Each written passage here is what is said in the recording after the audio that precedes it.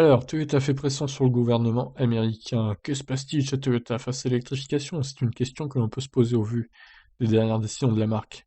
La frilosité de Toyota entrevue sur le marché de l'électrique devient désormais un enjeu politique pour le constructeur. Donc, il y a 23 ans, en lançant la première Prius hybride, Toyota a fait un bond de géant sur l'électrification. Cette décision a assuré aux géants japonais un leadership de 2 décennies sur le marché de l'hybride. Mais aujourd'hui, alors que l'ensemble du marché se lance encore perdu dans l'électrification, c'est Toyota qui fait machine arrière.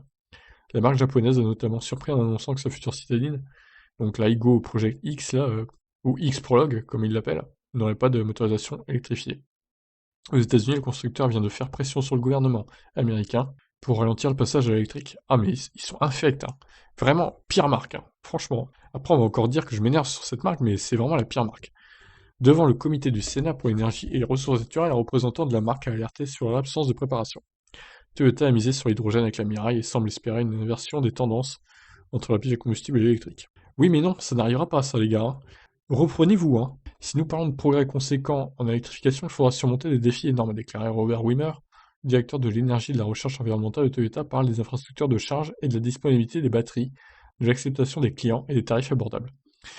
Mais excusez-moi, en fait, on peut parler d'hydrogène aussi, des stations de recharge d'hydrogène qui sont hors de prix, de l'hydrogène qui est hors de prix, des voitures hydrogène qui est hors de prix aussi, on peut en parler, hein. Donc pourquoi vous nous rabâchez que l'hydrogène est supérieur à l'électrique?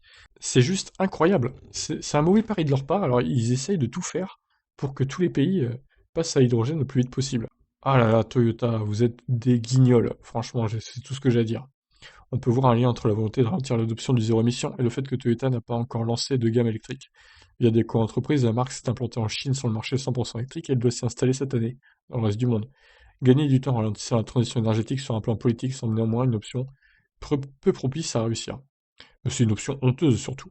Franchement, c'est des enfoirés chez Toyota. Il serait temps que les têtes pensantes de cette marque changent, hein. Mais vraiment. Bon allez, sur ce, j'arrête de m'énerver et je vous laisse réagir. Qu'est-ce que vous en pensez de cette nouvelle actu concernant Toyota? Ciao ciao.